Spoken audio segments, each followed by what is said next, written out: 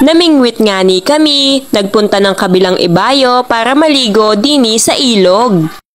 Magandang araw guys! Naandini nga kami ngayon sa tabing ilog at sinamahan ko nga ang aking pinsan sapagkat siya nga daw ay manguhuli ng isda sa pamamagitan ng pangangawil. Dini nga kami sa may ilalim ng tulay ng ngangawil sapagkat doon nga sa amin sa pantalan ay malabo nga at sobrang habog din ang mga isda sapagkat doon nga nakapaligaw yung baboy at yung mga pato. Kasama nga rin namin ang isa ko pang pinsan at ang aking pamangkin at naandun nga sila sa tulay at naglalaro. At aring ang isa kong pinsan na si Kakay ay hindi nga mapakali sapagkat hindi niya nga alam kung saan siya pupwesto para mangawil kaya ayun ang nangyari, umakyat na nga doon sa tulay at susubukan niya nga daw doon mangawil. Nung mag-uumpisa pa nga laang kaming mangawil ay sinasabi niya nga na gusto niya nga daw mangawil dyan sa may tulay. Sinasabi ko na nga laang na hindi nga aabot ang iyong pamingwit sapagkat maiksi ang kanyang tansi. Hindi nga laang nakinig at for the experience naman daw kaya ayun, hindi na nga umabot sa tubig ang pamain ay hangin ang mahuhuli mo dyan. Dini nga pala sa amin ay ulan ng ulan kaya aring ang tambayan ng aming kapitbahay inabot na nga ng tubig pati kanilang garden ay lunod. At ang mga mangingisda ay nagsibabaan na sinabi ng hindi aabot ang inyong pamingwit dyan sa may tulay ay anong kulit. Kaya ayan, lakad sa tubig, mag-iingat lang at madulas, ginusto nyong mamingwit ay dilusong sa tubig.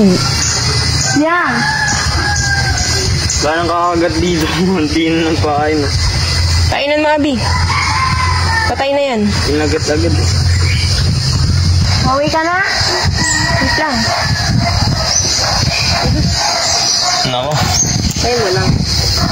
Huwag masyadong mataas. Kailangan na medyo nakalubog din yung patpat mo. Ano yatang pain? Bus na agad. Kinakagat ba? Oo. Aring ang aking pinsan ay tinuturuan ko nga kung paano mamingwit sapagkat yung kanyang ampain ay nasa ibabaw nga laang at yung maliliit na isda laang din ang kumakain. Kako nga ni ay ibaba niya pa ang kanyang patpat nang makahuli nga ni ng malaki-laki. Ay ayos daw naman yan eh. Ang aming pamain nga din ay hipon. Pinandaw ko nga doon sa bubo sa tabilaang din ng aming pantalan. 2 piraso nga lang ang aking kinuha sapagkat baka nga hindi maubos ay sayang. Sakto naman na din sa pantalan ng aming kapitbahay kung saan kami namimingwit meron ngang mga patay na hipon kaya akin na nga pinaglilimot at para may pandagdag kami sa pamain ay sayang naman. After nga ng halos 1 oras na pamimingwit din sa tabing ilog ay wala nga kaming nahuli kaya nagpasya na lang din kaming umuwi sapagkat babad na nga ang aming paa ay baka magkaalipunga. Ari naman ay ibang araw na, nagkayayaan nga kaming maligo doon sa kabilang ibayo kaya simula nga sa bahay hanggang doon sa bahay ng aming tito ay naglakad na nga kami sapagkat doon nga kami tatawid kasi nga walang bangka doon sa bahay at ginamit nga ng mga mangingisda. Doon nga pala kami dadayo ng ligo sapagkat doon nga sa amin sa pantalan ay napakalabo nga ng tubig dahil nga ang mga pato ay nakapaligaw laang din doon. Kami nga ay naandinin na sa tabing ilog. Iisa nga laang yung bangka nila Tito Alex dini kaya kami tumawag na doon sa isa ko pang tito sa ibayop kay Tito Orlan at magpapatawid nga kami sapagkat hindi nga kami kasya doon sa isang bangka. Dini nga pala sa bangkang green ay 4 nga ang sakay kasama na yung isang taga-sagwan. Yung 2 nga pala dyan ay hindi nga marunong maglangoy kaya ayan lupagi na nga sa bangka. Doon naman sa blue na bangka ay 5 namang kaming sakay kasama na ang aking batang pamangkin. Nahirapan pa nga kami dyang makatawid sapagkat anong pagkakarami ng water lily ay halos matabunan na ang ilog sa dami ng water lily eh. Hindi ko nga laang alam kung saan galing ang water liling ari. Ay talagang puzzle, makakatawid laang. Dini na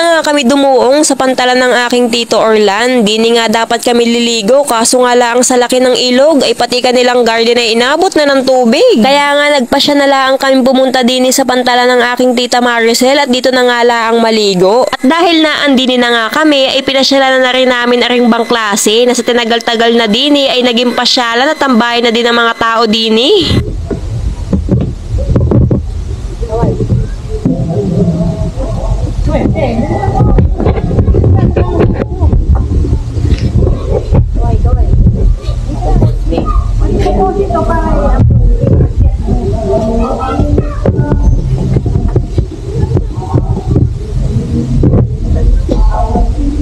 After nga namin mag-aliw-aliw doon sa bangklase ay nagsiliguan na nga kami. Sakto din pala yung laki ng ilog guys, sapagkat aring ang punong are ay labas nga ang ugat at inabot na nga rin are ng tubig, kaya ang sarap ng umupo din sa mga ugat habang nakababad nga sa tubig. At after nga ng halos isang oras na pagbababad namin dyan sa tubig ay nagpasya na nga kaming umahon at umuwi, kaya naman pumunta na nga kami doon sa bahay ng aming Tito Orlan kung saan nga nakaduong yung mga bangka. At pagbalik nga namin doon sa kabilang bahay, aray ang aking Tito Orlan ay nanguha nga ng mga gulay-gulay at siyang pinadala sa amin katulad ng gabi at upo. At habang pasakay na nga kami ng bangka ay nakakita pa nga kami ng paligaw na karpa ay pinadala din sa amin ay di may ulam kami kinagabihan. Ay salamat Tito Orlan. At ayun lang guys ang ating video ngayon, ay maraming salamat ho sa panonood. Hanggang sa muli, bye bye, peace.